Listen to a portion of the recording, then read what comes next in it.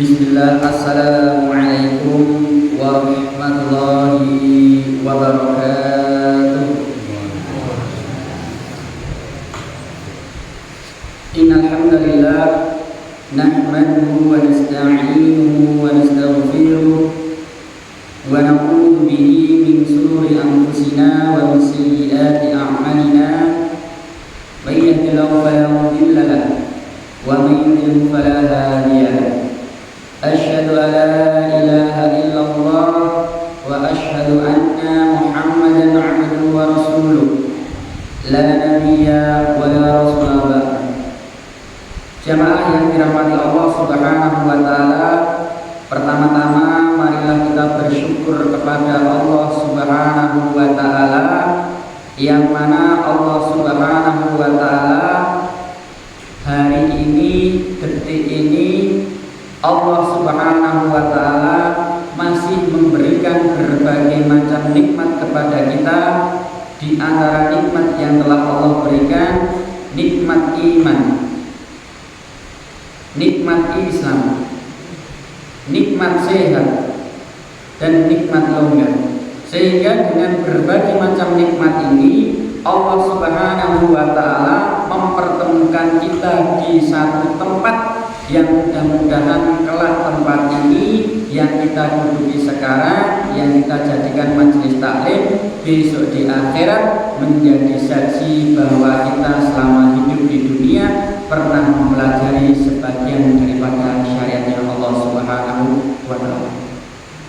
Salawat dan salam semoga selalu tercurahkan kepada Nabi kita Muhammad sallallahu alaihi wasallam yang kita tunggu syafaatnya di hari kiamat kelak. Baik jamaah yang dirahmati Allah Subhanahu wa taala, insyaallah malam ini kita akan belajar bersama, mempelajari sebagian daripada syariatnya Allah Subhanahu wa taala.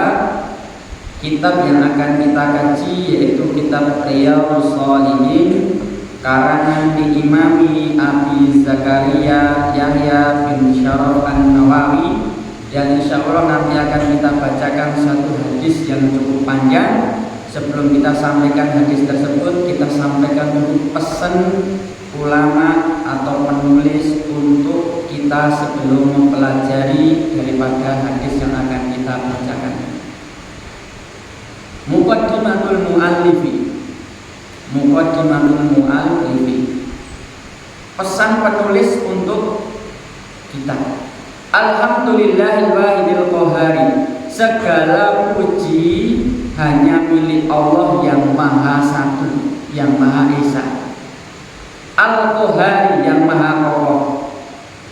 Imam An-Nawawi mengawali tulisannya dengan Alhamdulillahil wahidil qahhari, itu seakan-akan memberitahu kepada kita bahwa satu-satunya Rabb yang berhak disembah dengan benar secara hak adalah Allah Subhanahu wa taala. Al-Wahidi, itu yang Maha Esa. Tidak ada Tuhan selain Allah Subhanahu wa taala. Maka kaidahnya la ma'budun bihaqqin illallah, tidak ada sesembahan yang disembah kecuali Allah. Al-Qahhari, yang maha kokoh, apapun bisa dibuat oleh Allah Subhanahu wa taala. Contoh, tidak ada makhluk yang mampu menandingi kekokohannya Allah Subhanahu wa taala. Langit tak bertiang, anggota tubuh manusia luar biasa, detailnya dan lain sebagainya. Al-Azizil Ghafari, yang maha perkasa dan maha pengampun. Kuat, Allah itu kuat, tidak terkalahkan. Al-Ghafari, dan maha pengampun. Maka Imam An-Nawawi ingin memberitahu kepada kita segala bentuk kemaksiatan yang kita perbuat selain perbuatan syirik, insya Allah Al-Ghafari, Allah itu maha Maka kalau kita sudah pernah terjatuh, tergelincir di lembah kemaksiatan, yang itu dosa kecil atau dosa besar, selain perbuatan syirik, insya Allah masih bisa diampuni, yaitu dengan taubatan nasuha. Mukawwiril laili 'alan nahari, Allah lah yang telah merubah malam menjadi siang, siang menjadi malam, dan itu sengaja. Ya, ada malam, ada siang, ada malam, itu sengaja Allah desain seperti itu. Untuk apa? Kata Imam An-Nawawi, tadhkiratan liulil qulubi wal absari, sebagai peringatan kepada seorang makhluk atau kepada makhluk yang memiliki hati dan penglihatan. Jadi kalau hati seorang makhluk itu mau berpikir, ya, dan kedua matanya digunakan untuk melihat siang dan malam, ya, maka dia akan bisa memahami satu kaidah, yaitu malam itu li istirohah, lailah li istirohah, malam itu untuk istirahat, kemudian siangnya lil ma'isyah, untuk mencari nafkah. Wa tafsiratan lidawil albabi wal itibari, dan adanya malam dan siang itu, wa tafsiratan lidawil albabi wal itibari, itu sebagai tafsiratan, tafsiroh, ya, sebagai tafsiroh, ya, wal itibari, dan kejadian yang bisa diambil atau dipetik hikmahnya. Jadi ada malam itu untuk apa, ada siang untuk apa, itu bisa diambil hikmahnya. Alladzi aiqadha, Allah lah yang berhasil membangunkan min khalqihi, yang membangunkan makhluknya, termasuk kita. Malam kita tidur, kemudian terbangun, itu yang membangunkan Allah Subhanahu wa ta'ala. Yang mematikan juga Allah Subhanahu wa ta'ala. Maka orang tidur itu pada dasarnya mati sementara atau latihan mati. Manistofahu, semua makhluk yang dibangunkan Allah, ya, ada beberapa makhluk manistofahu yang dipilih oleh Allah Subhanahu wa ta'ala, fazahadahu fi hadidan, yang hatinya itu nanti akan dididik langsung oleh Allah Subhanahu wa ta'ala, akan dititipi yang namanya sifat zuhud. Sifat zuhud itu seperti apa? Ciri-cirinya seperti apa? Kata Imam An-Nawawi, wasaghalahum bimuraqabatihi wa idamatil afkar. Tanda ciri-ciri orang yang hatinya itu dititipi sifat zuhud oleh Allah Subhanahu wa ta'ala, kata Imam An-Nawawi, wasaghalahum, dia itu selalu, ya, semangat terus menerus melakukan kebaikan tak terputus atau istiqomah, dan perbuatan yang dia lakukan itu bimuraqabatihi, seolah-olah itu dilihat oleh Allah Subhanahu wa ta'ala, wa idamatil afkar, dan ketika berdialog, berdiskusi, itu selalu mengedepankan pengetahuan atau mengedepankan ilmu. Itu tanda yang pertama. Itu selalu senantiasa semangat berbuat baik, baik itu perbuatan kecil ataupun perbuatan besar, seolah-olah perbuatan itu selalu dilihat Allah. Syarat kedua atau tanda kedua, wa mulazamatil ibtiadi wal ibtikar, ketika dia itu menuntut ilmu, mencari ilmu, dia itu memilih mulazamah. Mulazamah itu langsung bertemu dengan gurunya, seperti ini mulazamah, langsung ngaji dengan ustadznya, langsung ngaji dengan kiainya. Untuk apa kok langsung bertemu dengan kiainya? al-itti'adi wal ibtikar, supaya bisa mencatat ilmu penting yang dipaparkan oleh guru. Kemudian ciri yang berikutnya, wa waffaqahum liddurubi fi ta'atihi, sepakat bahwa setiap bentuk kebaikan atau amal kebaikan harus diimbangi dengan adab. Contoh, sholat itu kebaikan, perkara wajib. Kalau tidak diimbangi adab, tidak mau menutup aurat, maka kebaikan itu sama dengan tidak baik. Maka kata Imam An-Nawawi, tanda orang yang dalam hatinya itu ada sifat zuhud, ketika dia berbuat baik, sepakat kebaikannya itu akan diimbangi dengan adab. Atau contoh yang lain, makan.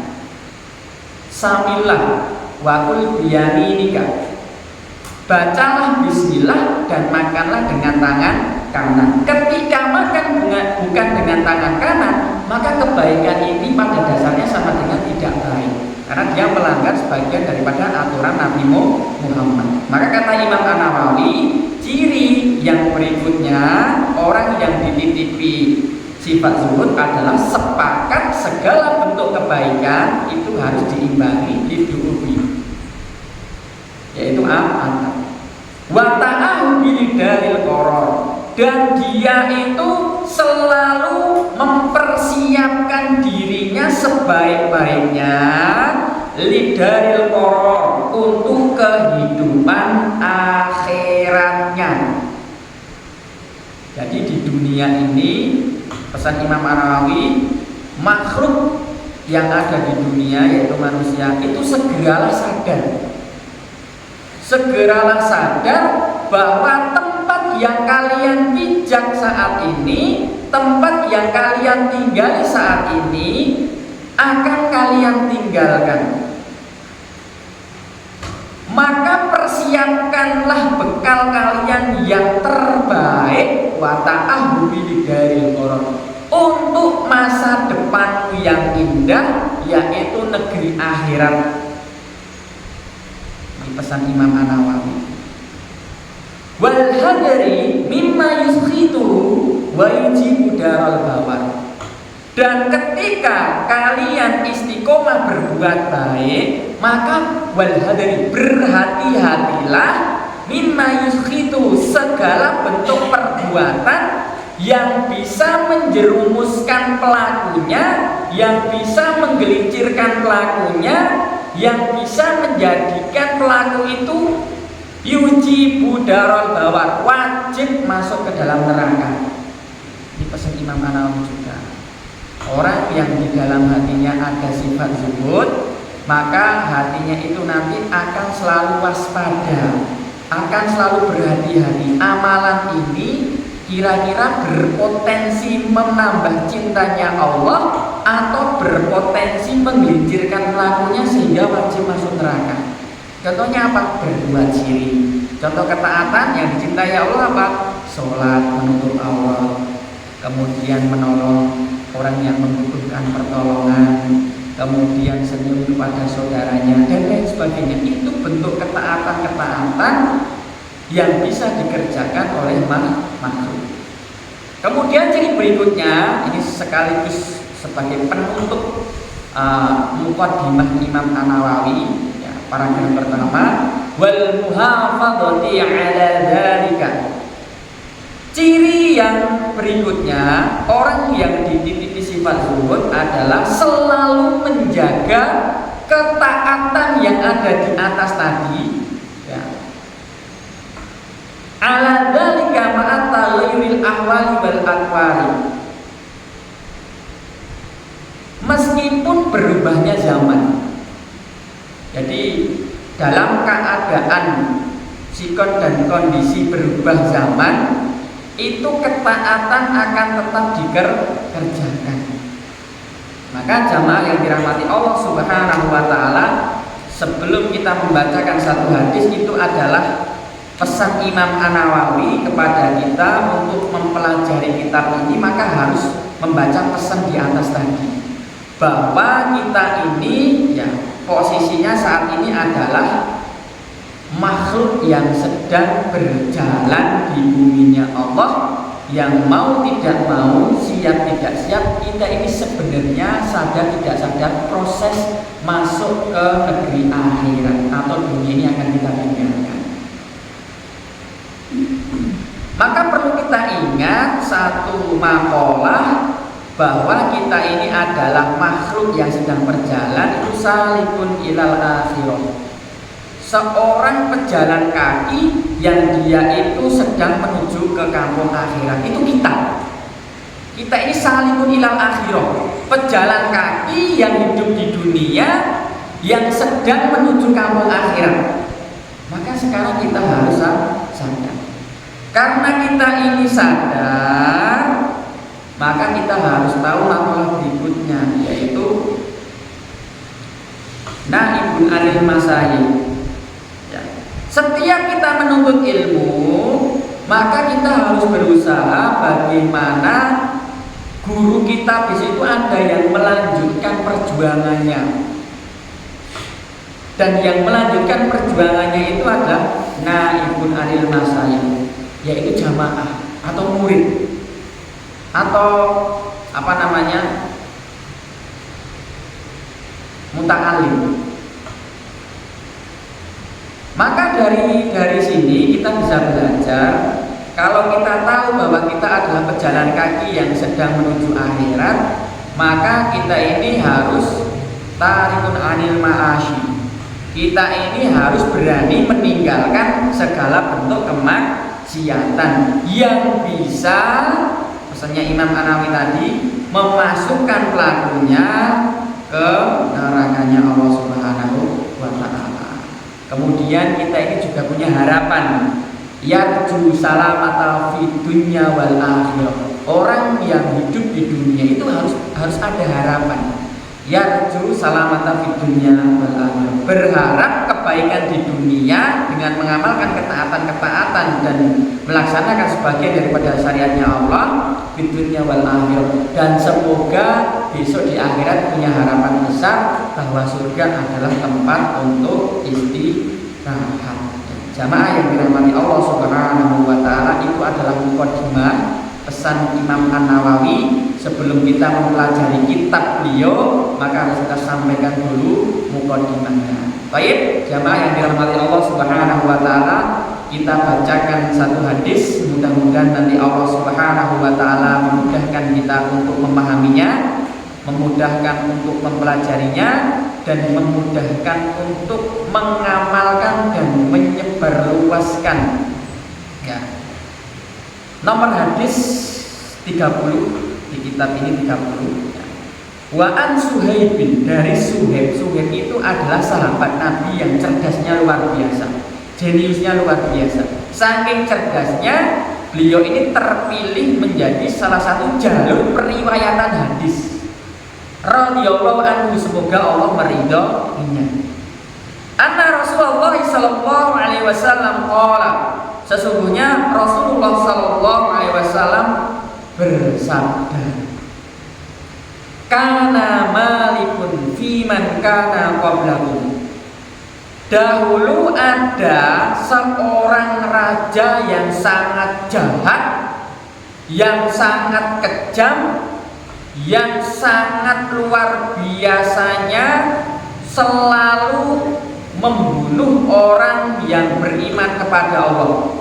Pokoknya kalau ada orang yang beriman kepada Allah, dipastikan mati, dipastikan terbunuh, pastikan harus nyawanya hilang. Dan raja itu menganggap dirinya sebagai Tuhan saat itu. Wa kana lahu sahirun. Raja itu memiliki seorang penyihir hebat. Falamma kabiro, ketika tukang sihir itu masuk di usia tua, qala lil maliki, maka dia berkata kepada seorang raja atau kepada rajanya, Inni qad kabirtu, wahai raja, sesungguhnya aku ini telah mengalami penuaan atau sudah tua atau masuk ke usia tua. Fab'ath ilayya gulaman u'allimuhu as-sihr, fab'atha ilayhi gulaman yu'allimuhu. Wahai raja, utuslah satu anak muda di kalangan kerajaanmu, di bawah kekuasaanmu itu, siapa di antara anak muda yang paling cerdas, yang paling jenius, yang paling pintar, maka pilihlah dan utuslah untuk belajar sihir di tempatku, maka akan aku wariskan ilmu sihir supaya ada regenerasi setelah sepeninggalanku nanti. Maka kata raja, faba'atha ilaihi gulaman, maka dia pun mencari anak muda tersebut, dipilih dan akhirnya terpilihlah satu anak muda. Diberikan beasiswa gratis sekolah sihir tanpa dipungut biaya sedikit pun. Wa kana fi tariqihi, dan ketika pemuda ini berangkat belajar sihir, ya, di tengah-tengah perjalanan idza salakar rahibun, maka dia bertemu dengan seorang pendeta Nasrani. Jadi pendeta Nasrani pada zaman saat itu masih menyembah Allah, masih belajar tauhid, masih mengenal Allah Subhanahu wa ta'ala. Faqa'ada ilaihi, maka pemuda ini yang harusnya jadwalnya belajar sihir tepat waktu, maka dia kok ada di rohib, dia duduk istirahat di majelisnya rohib belajar tauhid. Faqa'ada ilaihi, belajar tauhid kepada rohib.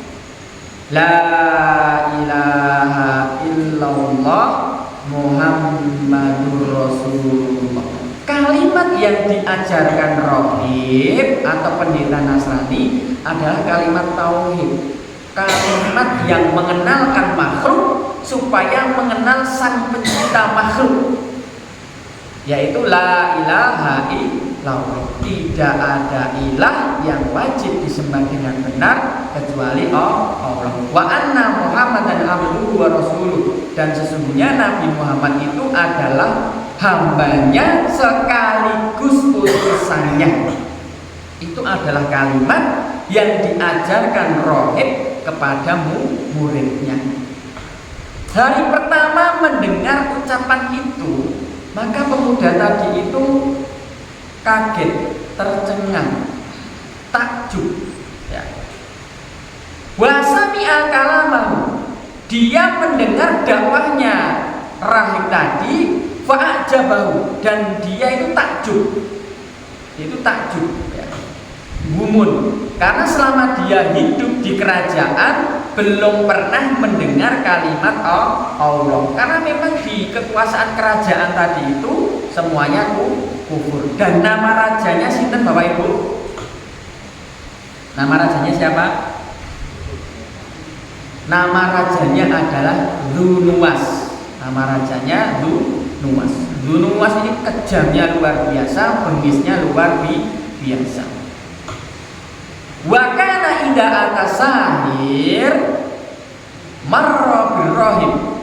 Setiap dia mau belajar sihir, selalu dia itu melewati jalur majelisnya rohib. Maka jika di sini itu adalah tempat belajar sihirnya, di sini ya, depan sini tempat belajar sihir, maka rohib ini ada di sini, ya, berada di sini. Setiap mau belajar sihir, maka dia harus melewati depan majelisnya rohib atau pendeta. Selalu itu, setiap hari. Dan setiap melewati dia tidak langsung ke tempat sihir, tidak langsung ke tempat penyihir, tetapi belajar kalimat tauhid terlebih dahulu. Maka setiap hari pemuda utusan raja tadi itu setiap harinya belajar tauhid, kemudian belajar syirik. Belajar tauhid, belajar syirik. Belajar mengenal Allah, belajar mengenal demit. Itu setiap hari begitu. Ya.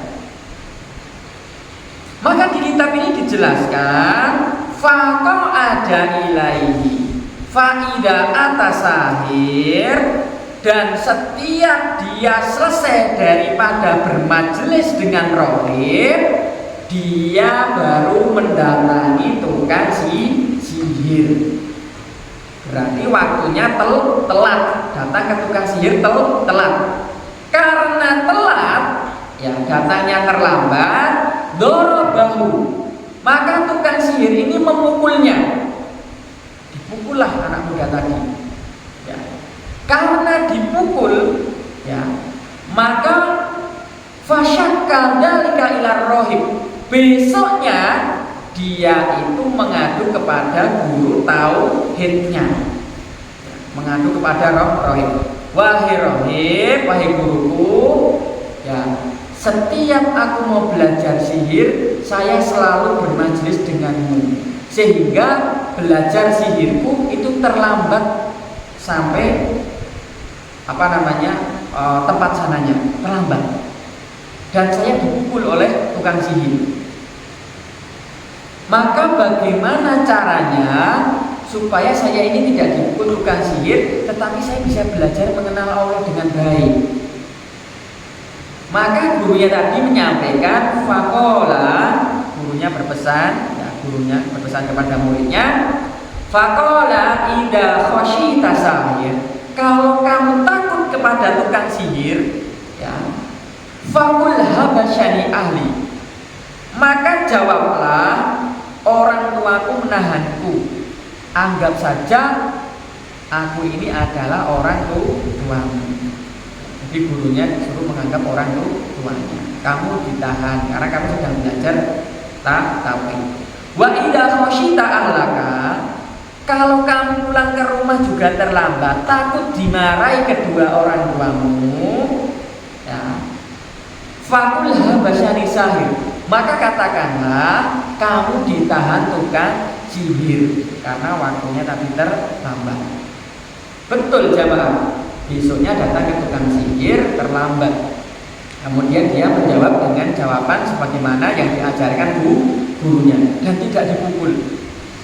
Ketika pulang ke rumah sama, ya, saya ditahan tukang sihir, juga tidak mendapat amarah. Ya. Maka kalimat berikutnya adalah fabainama huwa 'ala dzalika it'ata 'ala dzalika.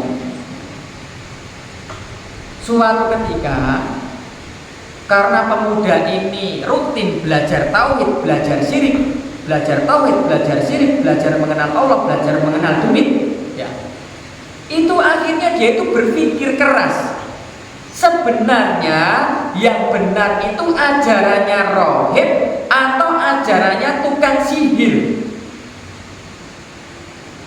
Untuk membuktikan kedua ajaran ini, maka Allah Subhanahu wa Ta'ala ingin menampakkan kebesarannya di depan anak muda ini, sekaligus menjadi jawaban mana ilmu yang dicintai Allah dan mana ilmu yang dimurkai Allah. Maka di sini disampaikan i'ata 'ala dabatin 'azimatin. Muncullah hewan yang sangat besar, yang melata, yang menutupi kot habasyatin nasa, yang menutupi manusia untuk menyeberang. Faqala al-yaum, maka anak muda itu mendatangi jalur yang tertutup tadi itu, yaitu hewan yang sangat besar tadi itu, ya. Faqala al-yaum a'lamu sahir, hari ini aku bisa mengetahui apakah ilmunya tukang sihir lebih afdol, amir rohib afdol, atau ilmunya rohib yang lebih afdol. afdol di sisi Allah. Maka untuk menentukan mana yang lebih afdol, apakah belajar tauhid, apakah belajar syirik, maka pemuda tadi fa'akhoda hajaron, maka mengambil batu kerikil yang kecil, faqala, dan dia berkata, Allahumma ikana amru rohib ahabba ilaika. Ya Allah, seandainya perkara atau ajaran rohib itu lebih kamu cintai min amri sahir, daripada ajaran tukang sihir, faktul hadidabah, maka bunuhlah hewan besar ini, ya, hatta yang dinasu, maka terbunuhlah hewan tersebut sampai manusia itu bisa jalan atau melewati jalan yang sebelumnya tertutup hewan. Faromaha, maka dilemparlah batu kerikil tadi, dilempar fakotalaha, dan kerikil tadi itu mengenai tubuhnya dan terbunuhlah hewan besar tadi. Wa madon nasu, dan manusia berhasil berjalan, ya, berjalan, dan semua makhluk yang melihat di situ mengatakan, wahai anak muda, sungguh luar biasa ilmu sihirmu. Jadi tahunya anak muda ini hanya belajar sihir, padahal diam-diam dia belajar tauhid. Tetapi pesan gurunya, wahai anak muda, kalau kamu belajar ilmu tauhid kepadaku, maka jangan pernah memberitahukan siapa aku dan tempat majelis ini. Kenapa? Karena taruhannya adalah nyawa. Kalau ketahuan belajar tauhid, maka raja akan marah dan pasti akan dibunuh. Maka di sini disampaikan fa'atar rohib fa'akhbarahu. Setelah mendengar berita ada hewan besar yang melata tadi dan berhasil dibunuh dengan doa tadi itu, lalu besoknya dia mendatangi rohib, mendatangi pendeta, dan menceritakan kejadiannya dengan detail. Wahai rohib, kemarin ada kejadian seperti ini dan aku ingin mengetahui ilmu siapakah yang lebih dicintai Allah, dan Allah memilih ilmunya guru atau ilmunya rohib. Maka rohib ini berkata, faqala lahu rohib itu berkata, ai bunayya, wahai anakku, antal yaum, hari ini kamu afdal minni, kamu lebih mulia kedudukannya daripada aku. Qad balagha min amrika ma'ara, bahwa kedudukanmu saat ini itu jauh lebih mulia daripada kedudukan gurumu ini, dan aku sudah melihatnya. Aku melihatnya kejadian itu. Wa innaka satu betala, dan ketahuilah, innaka, kamu betul-betul akan satu betala, akan mendapat ujian. Fa inni betulita, kalau ujian itu menghampirimu, ya, fala tadullu alayya, jangan menyebut namaku, jangan membawa namaku atau menyeret saya. Wa kana gulam yubri'ul akmaha, maka gulam tadi itu berkata, baik guru, saya akan amanah, saya akan menjaga guru. Setiap pulang daripada bermajelis tauhid, dijumpailah orang di jalan. Ada yang berpenyakit akma, ya, akma itu penyakit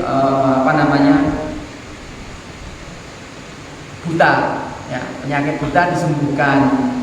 Kemudian ada juga yang penyakit abroso, penyakit lepra disembuhkan dengan doa anak muda. Wa yudawin nasa, dan pemuda ini berhasil menyembuhkan min sa'iril adwa, menyembuhkan segala bentuk penyakit yang dia temui di sepanjang jalan. Karena tauhidnya kuat, tauhidnya ini sudah tertancap kuat di dalam hati anak muda tadi, apapun yang dia ucap kun fayakun, maka terjadilah. Karena anak muda ini sudah dikenal di kalangan masyarakat, di kalangan desa, bisa menyembuhkan segala bentuk penyakit, fasami ajali sunil maliki, maka berita itu menjadi viral. Berita itu menjadi viral dan berita itu sampailah ke DPR di Istana Raja. Berita itu sampai ke Istana Raja. Jali Sunil Malik itu DPR-nya Raja, apa DPR-nya Presiden. Karena kot amia, kebetulan DPR-nya ini adalah buta. DPR-nya buta. Fa'atahu fahadaya. Maka DPR ini rela keluar dari kantornya untuk mencari anak muda ini dan membawakan bahadaya kasirotin, membawakan hadiah yang sangat banyak untuk anak muda ini. Faqala mahauna, wahai anak muda, apa yang ada di sekitar ini laka akan menjadi milikmu. Ajma'u, semuanya. In atta syafatani, tapi dengan syarat kamu harus menyembuhkan kedua mataku ini. Maka dia teringat pesannya gurunya. Wahai anak muda, saya tahu kamu itu adalah utusan raja dan kamu adalah murid terbaikku saat ini. Maka aku berpesan kepadamu, kamu harus punya target. Setelah kamu berhasil menimba ilmu dariku, targetmu adalah mengislamkan kerajaan. Kamu harus berani mengislamkan kerajaan. Kamu harus berani berdakwah, mendakwahkan kalimat la ilaha illallah. Kamu harus berani mengenalkan siapa satu-satunya Tuhan yang wajib disembah di muka bumi ini. Maka dia teringat pesannya gurunya. Maka fakola dia berkata, fakola inilah asfi, wahai DPR, sesungguhnya yang menyembuhkan penyakit itu bukan saya. Ini mulai dakwah pertama anakmu muda. Inilah asfi ahadan, sesungguhnya yang menyembuhkan penyakit itu sama sekali bukan saya. Innama yashfi Allah, sesungguhnya yang menyembuhkan penyakit buta, penyakit lepra, dan penyakit dari semua penyakit yang saya temui itu adalah Allah Subhanahu wa Ta'ala. Fa'in amanta billah, ini sudah mulai dia mengajak untuk bertauhid kepada Allah. Kalau kamu mau beriman kepada Allah, da'aullah, maka aku akan berdoa kepada Allah untukmu, fasyafaka, dan untuk kesembuhanmu. Maka dia pun beriman kepada Allah, asyhadu alla ilaha illallah wa asyhadu anna muhammadan abduhu wa rasuluh. Terucaplah kalimat itu sehingga dia beriman kepada Allah. Fa'amana billah, dia berhasil beriman kepada Allah.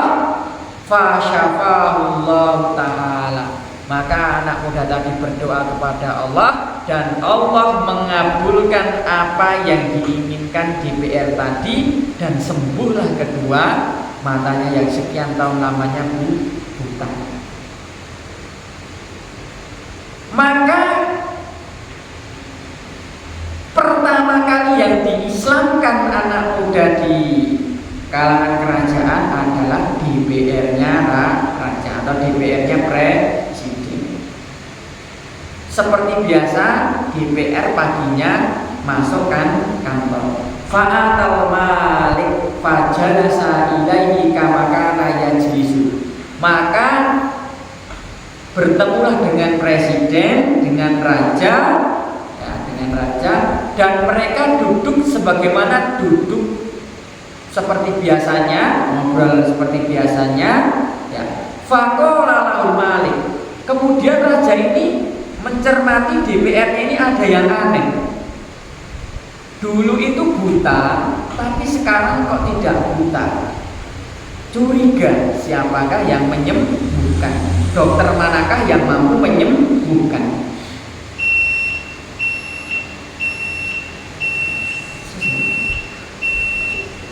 Kita sampai di sini dulu jamaah. Kita sampai siapakah yang menyembuhkan DPR. Ya, insya Allah besok pertemuan besok akan kita lanjutkan, kita bersambung dulu. Ya, mudah-mudahan nanti Allah Subhanahu Wa Taala memanjangkan umur kita, kemudian juga memberkahi usia kita, dan mudah-mudahan juga Allah Subhanahu Wa Taala menjadikan perbuatan atau amalan kita malam hari ini adalah amalan yang dicintai Allah, dan mudah-mudahan kita termasuk hamba-hamba Allah yang dimudahkan langkah kakinya masuk ke dalam surganya Allah Subhanahu Wa Taala. Mungkin ini yang bisa kita sampaikan. Insya Allah kelanjutan kisahnya akan kita lanjutkan di pertemuan